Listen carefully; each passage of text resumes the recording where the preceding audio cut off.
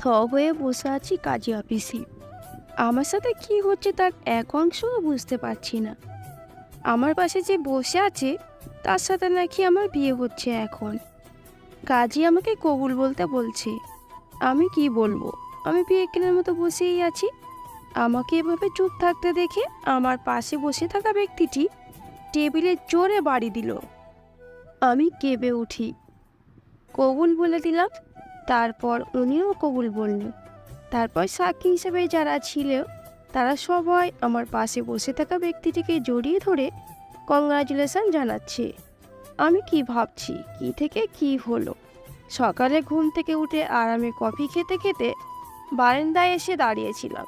দেখলাম কতগুলো ছেলে আমার বাসায় সামনে দাঁড়িয়ে আমার রুমের বারান্দার দিকে তাকিয়ে আছে। আমি আর বারান্দায় না থেকে রুমে এসে পড়েছি। আম্মু স্কুলে গেছে, বাবা অফিসে, বাসায় একা আমি। ছোট ভাই প্রাইভেটে, আমি মেডিকেলের লাস্ট ইয়ারের স্টুডেন্ট। বিকালে ভালো লাগছিল না বলে হাঁটতে বের হয়েছিলাম। গোধূলিবেলা ঢাকা এক অন্যরকম সুন্দর। আমি হাঁটছিলাম, সাথে ছিল আমার বান্ধবী। হঠাৎই আমার নাকে কেউ রুমাল চেপে ধরল, আর আমার কিছুই মনে নাই। চোখ খুলে তাকিয়ে দেখি মাস্ক পরা একটা ছেলে কতগুলো ছেলেকে বকতেছে। আমি গাড়ির মধ্যে ছিলাম। বের হতেই সামনে দেখি বড় বড় করে লেখা কাজী অফিস।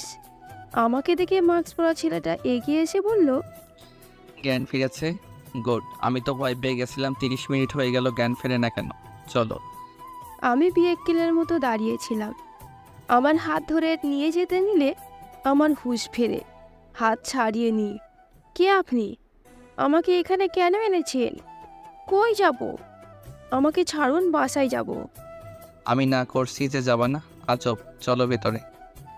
আমাকে ঝাড়ি মারল। আমি কি করছি? আমি আবারও হাত ছাড়িয়ে নিতে চাইলে ছেলেটা বলল, যদি না চলো আমার সাথে তো কখনো বাসায় যেতে পারবে না। এখানেই মাটিতে পুঁতে রেখে যাব। ভয় দেখাইল। কাজীর সামনে গিয়ে বসতেই কাজী জিজ্ঞেস করলো, এই মেয়ে তোমার নাম কি? আমি তো চুপচাপ আছি, কিছু বলবো না। দেখি এই লোক কি করে। আমাকে অবাক করে দিয়ে বলল, মেহজাবিন ওয়াহিদ মেহের। এই লোক আমার নাম জানে কেমনে? এগুলো কি হচ্ছে ভাই? ওনার নামও শুনে নিয়েছি, অর্ঘ মাহমুদ শুদ্ধ। আমাকে কবুল বলতে বলে। একসময় আমি চুপচাপ কিছুই বলিনি। তখন আমার পাশে বসে থাকা ছেলেটা বলে, বলে ফেলো কবুল, না হলে তোমার বাসায় যাওয়া আর হবে না। ওই যে দেখছো আমার পিছনে ছেলেটা, ওর একটা কল করবে তোমার ভাই সোজা উপরে। চুপ করুন। কেন আমাকে বিয়ে করবেন? কে আপনি? চিনি না, জানি না। আমার জীবনে ঝড়ের মতো কই থেকে আসলেন? শুদ্ধ নামের লোকটি হাসলো। আমাকে আবারও কবুল বলতে বলে কাজী। আমি চুপ।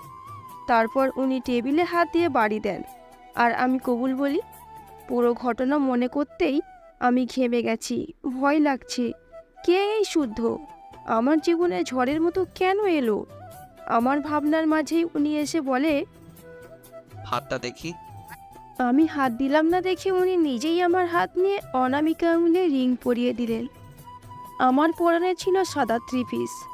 লোকটি আমার ওড়না মাথায় দিয়ে দিল আর বলল, পারফেক্ট, এবার লাগছে বউ। আজ থেকে তুমি মিসেস সত্য মাহমুদ। আমি রাগী চোখে তাকাই লোকটির দিকে। মাস্ক পরা বলে মুখ দেখাই যাচ্ছে না। চলো বাসায় পৌঁছে দেই তোমায়। আমি চুপ করে দাঁড়িয়ে আছি। কিছুতেই এই লোকের কথা বিশ্বাস করব না। যাব না ওনার সাথে আমার বাসায়। ওনার এক বন্ধু এসে বলল ওনার সাথে ছবি তুলতে। একথা শুনে আমি আর 3-4 হাত দূরে গিয়ে দাঁড়ালাম। আমার কি দরকার ভাই ওনার সাথে ছবি তোলার? আমি ছবি তুলব না। কিন্তু আমার ইচ্ছেই ফানি ঢেলে দিয়ে লোকটা নিজে এসে আমার পাশে দাঁড়ালো, আর আমার সামনে থাকা ওনার বন্ধুটি ছবি তুলল। তারপর উনি ওই ছেলের থেকে ফোনটা নিলেন, নিয়ে পকেটে রেখে আমাকে বললেন, আমার সাথে যেতে প্রবলেম কই? জামাই আমি তোমার। চুপ করেন। কিসের জামাই? আমি এই বিয়ে মানি না। এটা কেমনে বিয়ে হলো আজব? চিনি না, কিচ্ছু না, এভাবে তুলে এনে বিয়ে করলেন। উনি হাসলেন। আজব হাসির কি আছে? কাজী অফিস থেকে বেরিয়ে একটা রিক্সা ডেকে আমাকে উঠতে বললেন, আর বললেন, যা হওয়ার হয়ে গেছে, তেনামি করো না, মেজাজ খারাপ হবে। ওঠো, না হলে কোলে নিয়ে উঠাবো। আমি উঠে পড়ি। বিশ্বাস নাই, কোলে নিতেও পারে মেন্টাল লোক তো।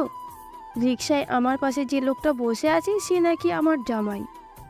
এটা কোনো কথা? উনি সাদা শার্ট পরে আছে, ম্যাচিং। হায় রে, এভাবে এক সন্ধ্যায় জীবনটা এলোমেলো হয়ে গেল। আমার ভাবনার মাঝেই রিকশা থেমে গেল। আমার বাসার সামনে কফি শপের কাছে থেমেছে রিকশা। আমি নেমে হন হন করে বাসায় চলে আসি। অসভ্য লোক। পার্কিংয়ে এসে পিছনে ফিরে দেখি লোকটা আসছে নাকি।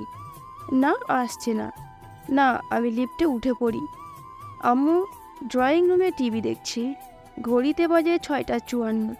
আমাকে দেখে আম্মু বলল, কি রে, আজ এতক্ষণ হাঁটলি? অন্যদিন তো আজানের আগেই চলে আসিস। কি বলবো আম্মুকে? যদি বিয়ের কথা বলি আম্মু বিশ্বাস করবে না, হেসে উড়িয়ে দেবে। কেউ বিশ্বাস করবে না। এভাবে হুট করে কিভাবে কি হয়। আমি আম্মুকে কিছু না বলে রুমে গেলাম। রুমে যাওয়ার আগে ছোট ভাইয়ের রুমে উকি দিলাম। ম্যাথ করছে ও। আমি ফ্রেশ হয়ে এসে শুয়ে পড়ছি। কি হলো এটা ভাবছি, তখনই মনে পড়লো রিশার কথা। ও না আমার সাথেই হাঁটতে গিয়েছিল। ওকে ফোন দিই। চার্জ থেকে ফোন খুলে ওকে ফোন দিলাম। হ্যালো। রাখ তোর হ্যালো। কি হইল এটা? কোনটা? তুই আমি হাঁটছিলাম, মাঝখান থেকে আমি যে গায়েব হয়ে গেলাম, তুই খোঁজ নিবি না? খোঁজ কি নেব?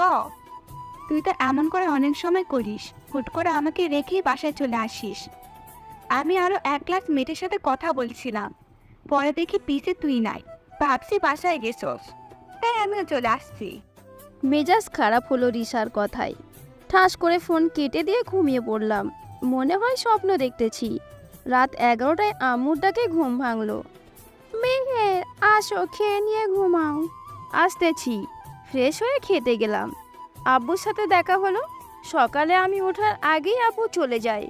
আমি আব্বুর সাথে কথা বলতে বলতে খাওয়া শেষ করে রুমে এলাম। ফেসবুকেতে যাই। ও মা, এ কি, আমার আইডি লগ ইন হয় না কেন? কি হলো? ভালো করে দেখি আমার আইডি নাই। মন চাইতেছিল কান্না করি। আমার প্রিয় আইডিটা। আমি সাথে সাথে নতুন আইডি খুললাম। 20 মিনিটের ভিতরে সেটাও লগ হয়ে গেল।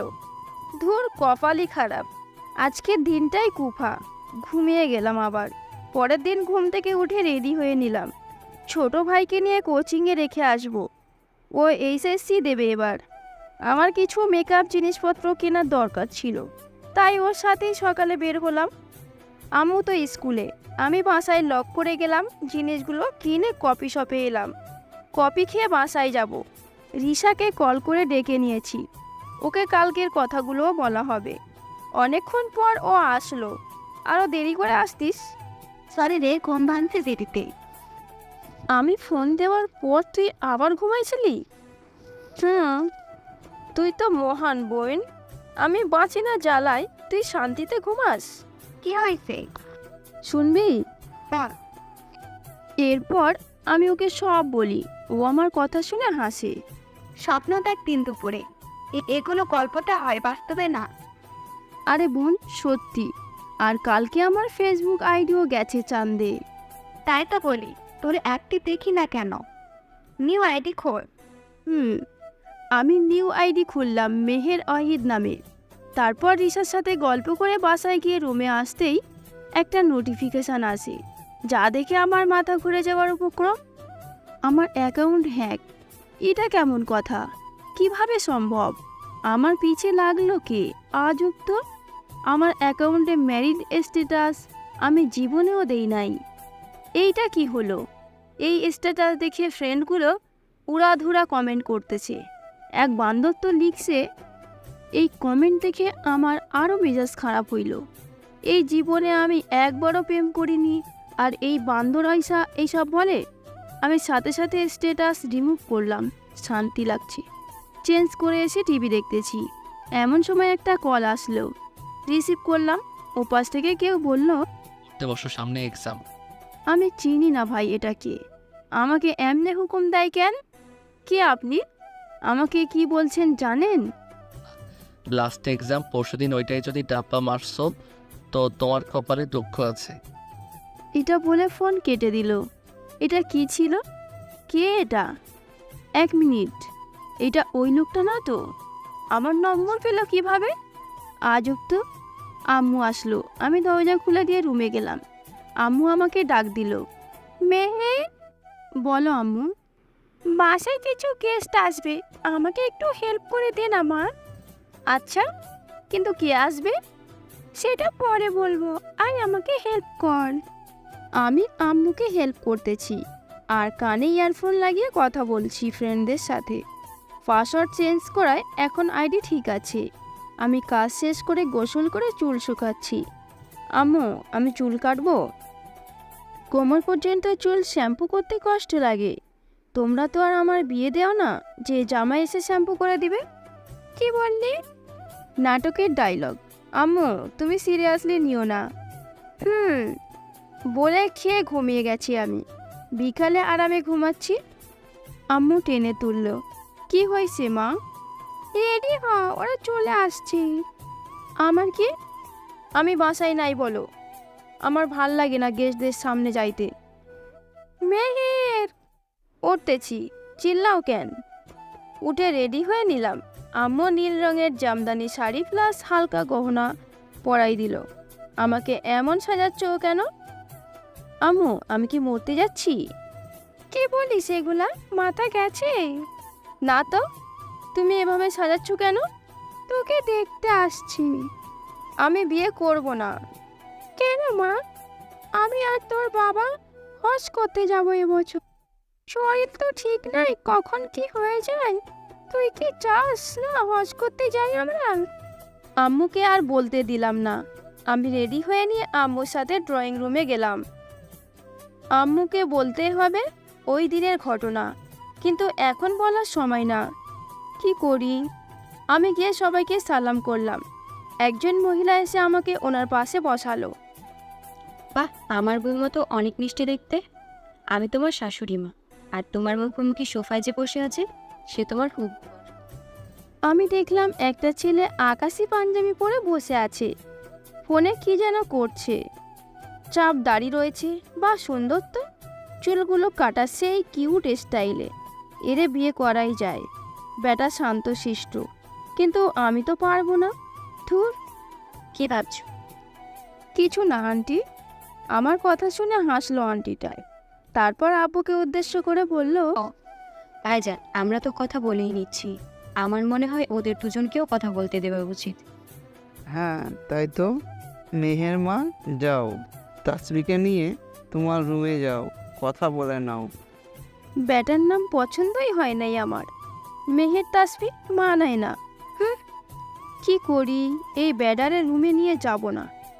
আমার রুম কি সরকারি নাকি? আমি সোজা ছাদে গেলাম। উনি অবাক হয়ে বলল, আপনার রুম কি ছাদে? এই ব্যাটা বেশি কথা বলে। কি করি? হ্যাঁ, পাইছি। চোখ টেরা করে তাকালাম। উনি বড় বড় চোখে আমার দিকে তাকালো। আপনি এমন কেন করছেন? কি করলাম? আমি যেমন তেমনটাই আপনার সামনে এলাম। আপনি টেরা? এমনি তাকাইতেছেন কেন? টেরা দেখা কি মন ভালো না নাকি? কি ভাষায় কথা বলেন এটা? এই তাই তো। এটা তো আমার বান্ধবীর থেকে শিখছি। আপনারে কন যাইব না। শোনেন, আমি আপনারে বিয়ে করতে পারবো না। কেন? কিসের কেন? না করছি এটাই যথেষ্ট না? জি। এখন নিচে গিয়ে বলবেন যে আপনি বিয়ে করবেন না। কিন্তু আপনি বলবেন নাকি আমি ঝাড়ু পিটা করে আপনাকে বলাবো? না, বলবো। এই বলে এক প্রকার দৌড়ে নিচে চলে গেলেন উনি। আমি দিচ্ছি এক লাফ। ইয়াহু, বিয়ে ক্যান্সেল। গালে হাত দিয়ে বসে আছি সোফায়। আম্মু বকেই যাচ্ছে। বদমাইশ পোলা যাওয়ার সময় বলে গেছে আমি ওর সাথে কি করছি। আম্মুর বকার মাঝেই আমি বললাম, আম্মু শোনো, আমি একটা ইম্পর্টেন্ট কথা বলতে চাই। কি বলার বাকি আছে? আরে শোনো। তারপর আমি ওই দিনের আজব বিয়ের কথা বললাম। ভাবলাম আম্মু ওই ছেলের উপর রাগ করবে বা কিছু বলবে। ও মা, সে বলে, থাপ্পড় দিব মেহের, ফাজলামির লিমিট থাকে। বিয়ে করবা না বলে এইসব বাহানা বানাবা? আমাকে তোমার পাগল মনে হয়? আম্মু বলে চলে গেল। মানে সত্যের দাম নাই দুনিয়ায়। দেখ, ভাল লাগে না। আমি রুমে গিয়ে শুয়ে পড়েছি। পরের দিন সারাদিন পড়লাম, কারণ তারপরের দিন এক্সাম। তারপরের দিন এক্সাম দিয়ে বের হতেই বান্ধবীগুলোর সাথে দেখা। ওই বিয়ের কি খবর? এই তো, একসাথে বাড়ি যাই। আমি আর আমার বান্ধবীগুলো একসাথে বাসায় আসলাম। আমি বাসায় আসতেই দেখি বাসা সাজানো চলতেছে। কার বিয়ে লাগলো? ভিতরে যেতেই ফুপির সাথে দেখা। মেহের আম্মু, চলে আসছো? তাড়াতাড়ি রেডি হয়ে নাও, আজ সন্ধ্যায় মেহেন্দি অনুষ্ঠান। আচ্ছা, কিন্তু কার? তোমার। কি? কার সাথে বিয়ে দিতেছ? ওই হাবা ব্যাটারে আমি বিয়ে করব না ফুপি। আরে মা আমার, যাও রেডি হও। আজও হাসে কেন? ধুর। আমি রুমে এসে ফ্রেশ হয়ে খেয়ে ঘুমোতে নিলাম, তখনই কতগুলো মেয়ে রুমে আসলো, আমাকে সাজানো শুরু করলো। আমার মা পাগল হয়ে গেছে। আমি ওই হাবা তাসফিরে বিয়ে করব না। কানতে মন চায়। আহা, কান্না করেন কেন? মেকআপ নষ্ট হয়ে যাবে। এই বেটি তো বেশি বেশি করে। আমার চোখ, আমি কান্না করব, ওর কি? মেহেদি অনুষ্ঠান ভালোভাবে শুরু হলো। আমাকে নিয়ে স্টেজে বসানো হলো। কতগুলো মেয়ে এসে আমার চারপাশে বসে পড়ল। মেহেদি পড়ানো শুরু করে দিল। আম্মু, খালামণি, ফুপি, মামা, আব্বু সবাই গল্প করতেছে, আর আমার কাজিনগুলো আমার সাথে মেহেন্দি দিতেছে। আমার হাতে কারোর নাম লেখার দরকার নাই, আমি এটা আগেই বলে দিয়েছি। আর এক হাতে শুধু মেহেন্দি দিব বলে দিয়েছি। মেহেন্দি কেমন দিতেছে সেটা দেখে সামনে তাকাতেই তাসফিকে দেখলাম। এই বান্দরে যে এখানে কি করে আমি শুধু একবার পাই। আমি না করার পরও বিয়েতে রাজি হইল খচ্চর। অনুষ্ঠান শেষ হতে রাত হয়ে গেল। খাওয়া দাওয়া করে রুমে আসতেই ফোন বেজে উঠল ওই নম্বর থেকে। কি করব এখন? ধরবো না, থাক, দিয়েই যাচ্ছে কল। কি করি? ফোন অফ করে দিয়ে ঘুমিয়ে পড়েছি। হঠাৎ স্বপ্নের মধ্যে ঠাস করে পড়ে গেলাম। কোমর ধরে উঠে বসতেই সামনে দেখলাম একজন দাঁড়িয়ে আছে। সূর্যের আলো আমার চোখে পড়ল। তার মানে সকাল হয়ে গেছে। আজব, এখনই না ঘুমাইলাম। আমি উঠে চোখ ডলতে ডলতে বললাম, কোন হারামজাদা আমার ঘুমে 13টা বাজালো? আপনি এমন করেন কেন? বেটা মানুষের গলার আওয়াজ শুনে দু চোখ দিয়ে ভালো করে দেখলাম। এটা তাসফি। এই ছেলে আমার রুমে কি করে এত সকালে? এ কি, আপনি এখানে? কি মতলব ভালো না দেখছি। আপনি ভুল বুঝতেছেন, আমি তো। আরে থামেন, আপনার মতো ছেলেদের চেনা আছে। বিয়ে পাকা হয়েছে কি হয়নি, রুমে এসে পড়েছে। ছি ছি ছি, কি লজ্জার কথা, কাকে বলবো? আপনি এসব কি বলছেন? ন্যাকামি করবেন না মেয়েদের মতো, এক চড়ে সোজা করে দিব। বলে বল, আমি এসেছিলাম এই নাক ফুলটা দিতে। আন্টি বলেছিল আপনার হাতে দিতে। আন্টি হয়তো জানে না আপনি এখনো ঘুমাচ্ছেন। তাই তো, আম্মু তো জানে না আমি ঘুমাচ্ছি, কিন্তু জানবে না কেন? এত সকালে আমি থরি না উঠি। কি ভাবছেন আপা? আপা? এই বেডা আমাকে আপা বলে কেন? আমাকে কি বুড়ি দেখা যায় নাকি? আল্লাহ, আমার জামাই কি হবে এখনই বুড়ি হইলে? কি হলো আপা? একদম আফা ডাকবেন না, না হলে কলম দিয়ে আপনার পেট ফুটো করে দিতে 2 মিনিটও লাগবে না। মাপ চাই, আমি আর কোনোদিন আপনার রুমে কেন বাসরে আসবো না।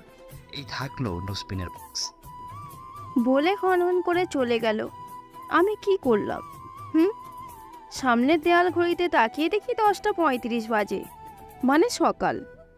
যাই ফ্রেশ হয়ে নিচে গিয়ে দেখি সবাই ব্যস্ত। ফুপি সহ ফুপতো কাজিনরাও কাজে হাত লাগিয়েছে। কাজের আন্টি ফুল নিয়ে কি যেন করছে। আমি কি সত্যি বিয়ে নামক বন্ধনে বলি হতে যাব? তাও ওই হ্যাবলা লোকের বউ? না, অসম্ভব। এখন মনে পড়েছে হুট করে দৌড়ে আসা লোকটার কথা। ব্যাটা আসার পর থেকেই আমার জীবনে কুফা লাগছে। আমি নাস্তা করে রুমে যেতে নিলেই আম্মু ডাক দিল, মেহে। বলো মা। 2টা বাজলে তোকে রেডি করতে পার্লার থেকে মেয়েগুলো আসবে। নাক ফুটিয়ে দিবে?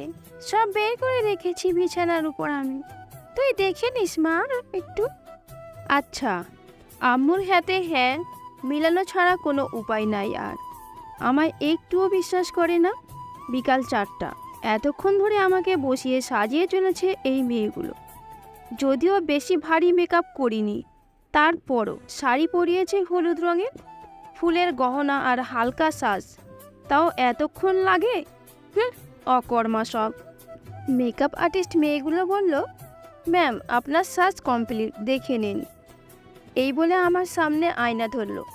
মাশাআল্লাহ, আমাকে সেই কিউট লাগছে। আমি কি সুন্দর হয়েছি আগের থেকে। গলার তিলটা মেকআপ দিয়ে ঢাকতে চেয়েছে, বাট পারে নাই।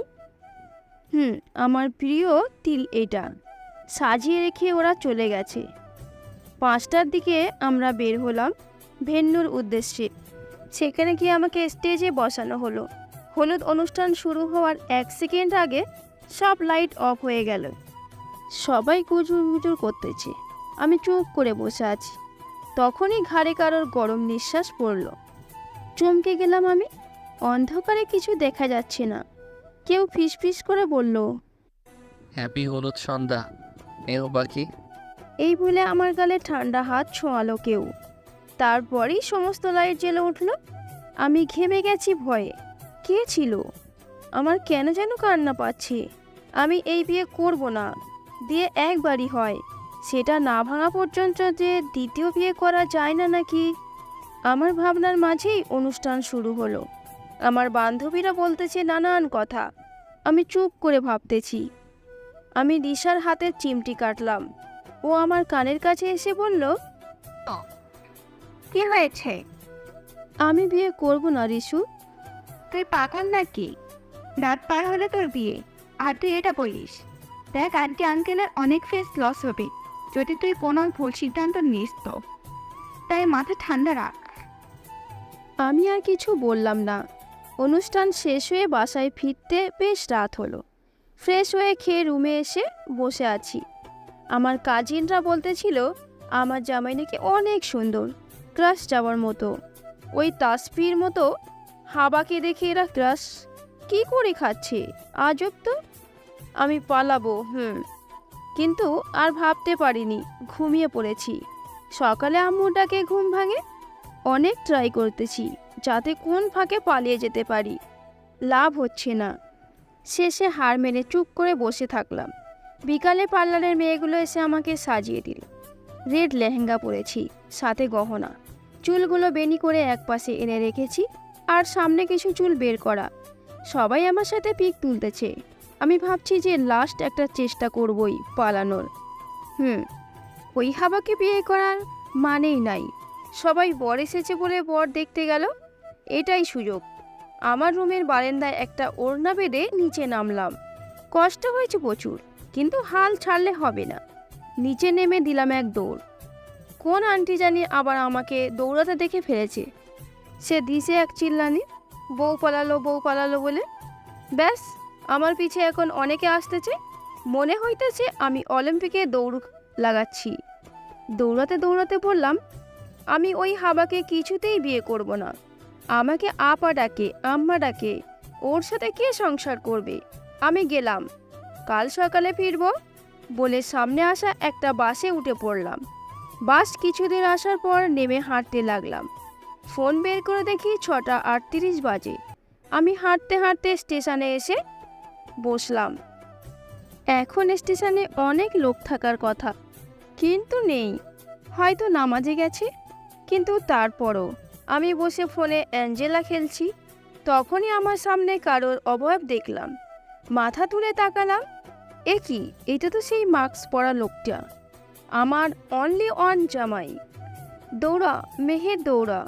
অনেকের আওয়াজ শোনা যাচ্ছে। নিশ্চয়ই বাবা আমাকে খুঁজতে খুঁজতে এখানে এসে পড়েছে। আমি কি করব? দিলাম এক দৌড়। কিন্তু মাস্ক পরা জামাই যদি বাবাকে সব বলে দেয়, তাহলে বাঁশ খাবো। ঘুরে এসে মাস্ক পরা অচেনা জামাইয়ের হাত ধরে দিলাম দৌড়। লোকটা অবাক হয়ে তাকিয়ে আছে। তাতে আমার কি, এখন পালাতে পারলেই হলো। 9টা বাজলেই বাসায় ফিরে যাব।